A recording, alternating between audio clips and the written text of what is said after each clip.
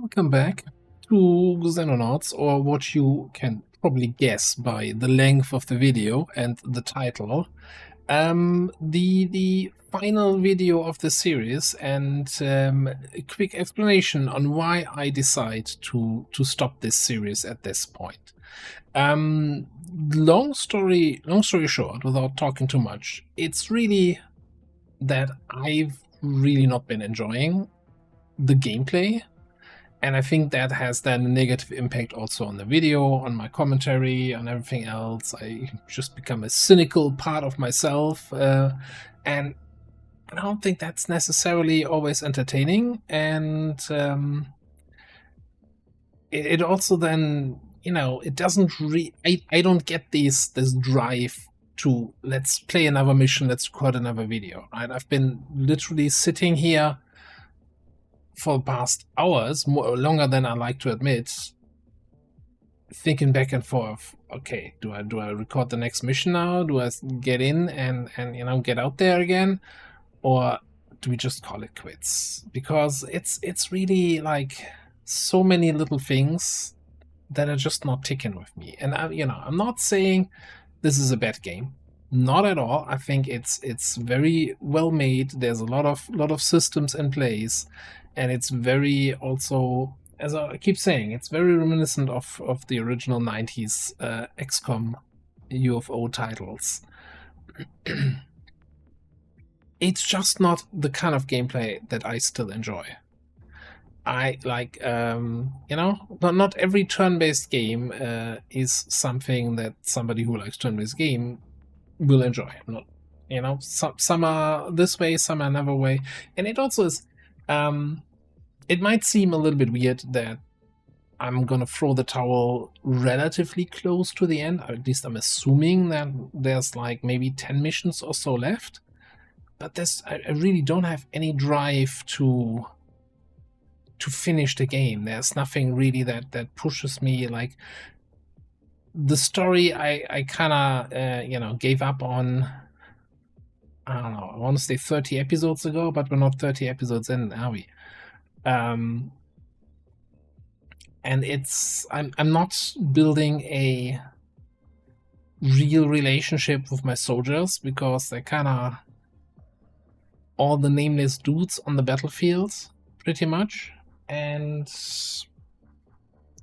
I don't know, it's different. The thing that makes me come back to something like XCOM 2 every single day for the last 10 years, almost, it's just not there. The spark's not flying.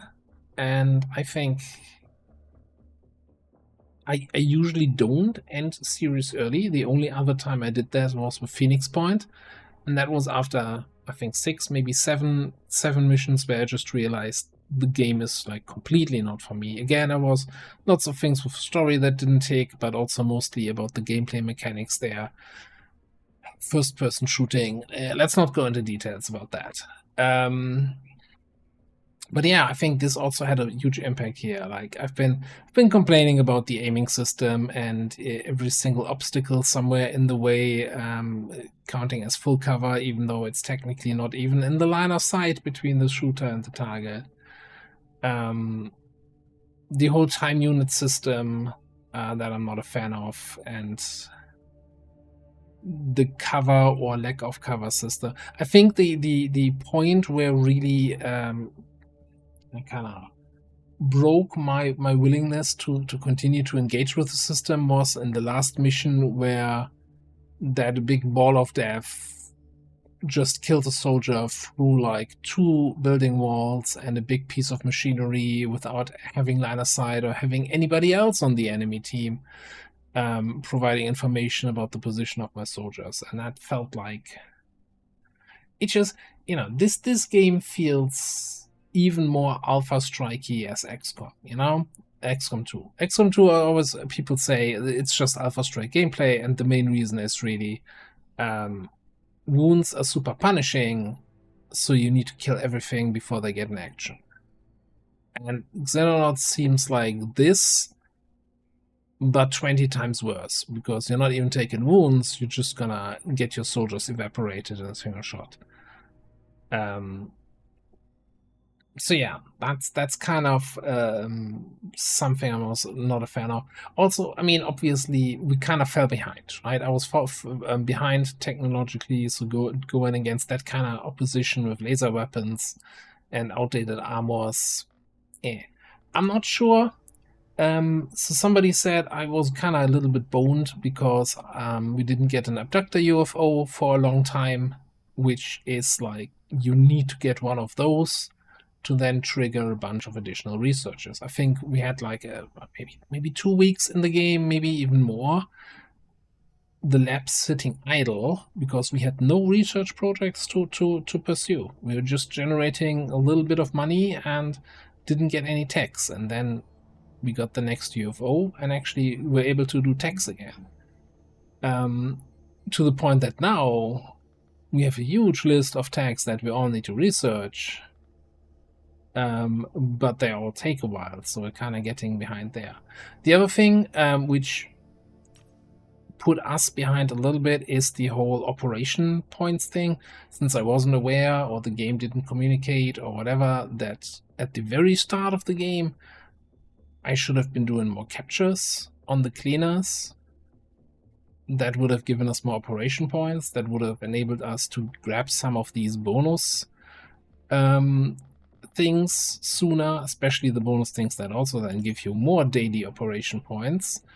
So basically I didn't snowball at the start, and I think that kind of maybe this campaign was already kind of lost in a way 7 episodes in, because I didn't, get the operation point snowball off the ground. And at this point I'm like, I don't know, 600 operation points behind on what you would normally be at this stage, which is a lot of these buttons, which is a lot of continent bonus. If you have more operation points earlier, you can get more regular operation points. You unlock a continent bonus like this one, upkeep costs, suddenly you also get 600,000, 800,000 more money each month, which allows you to get a third base, yada yada yada. A lot of things. But where in a different game I would be saying, okay, restart, now that I know this, let's do everything better. I'm like, I'm not feeling it here. And I'm not somebody who usually gives up, right? I always like to tell the little story of how my first one, Iron Man Impossible, XCOM Enemy Within campaign, was the save game title was campaign 99. The game automatically names your save games and keeps a count of how many campaigns you started. So I really sunk my teeth in, and almost 100 campaigns to get that Iron Man Impossible win, because I really wanted to do this. Here I'm like, okay, we played it once, I'm okay with calling that a loss. Have we technically lost? No, we lost one area. I'm not sure if it's RNG now which country or which continent gets hit by the orbital bombardment. If we lose a second continent, then it's GG. Because also the panic reduction starts at a low value, right, and then increases by low. So we can't nuke the panic again like we did with North America. This button becomes kind of useless here. But either way, yeah, what can I say? I'm just not like the meat and potatoes of the game, which for me in these kind of games is the tactical combat. That just wasn't doing it for me. And that's a combination of the aiming system, time units, all enemies being active at the same time from the get-go of the mission. And then also, I can say that the presentation, like, I'm not saying the graphics is bad, but I'm just feeling they're doing themselves a disservice by not allowing you any sort of zoom. Let me zoom, like, there's so much detail on the soldiers and everything. Let me zoom in. Let me look at the gear. Let me look at the soldiers a little bit closer. Let me look at the enemies and so get some visual clarity on which enemies are what types. In general, a little bit more information in the battlescape. I also feel like the UFO layouts were, yeah, UFO breaches were just awful. That's something in Enemy Unknown, Enemy Within. One of my favorite things, you know, like breaching a UFO, like setting everybody up before the UFO and going in there.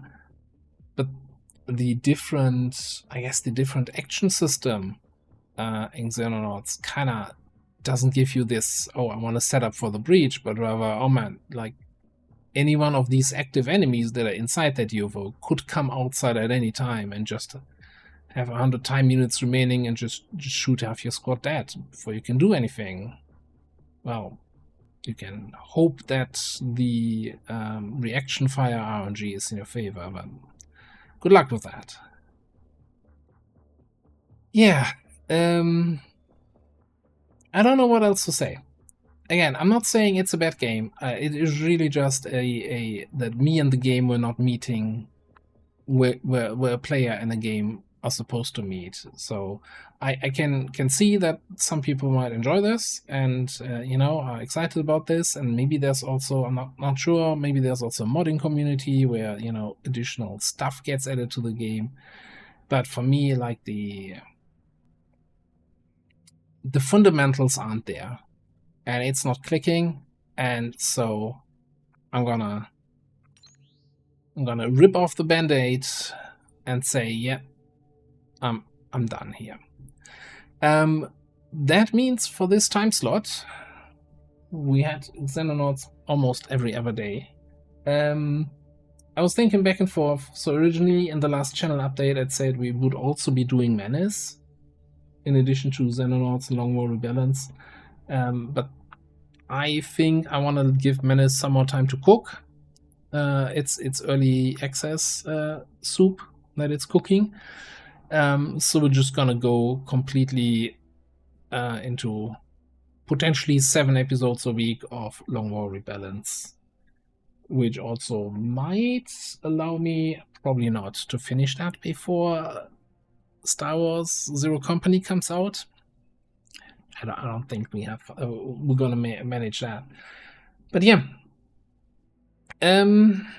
sorry for anyone who was hoping we stay with it, or we was you know, invested in this campaign. But I just feel like I was also not super happy with the last couple episodes, and you know, the commentary or the lack of commentary for long stretches of a thing, it didn't feel like I had I was fully invested anymore.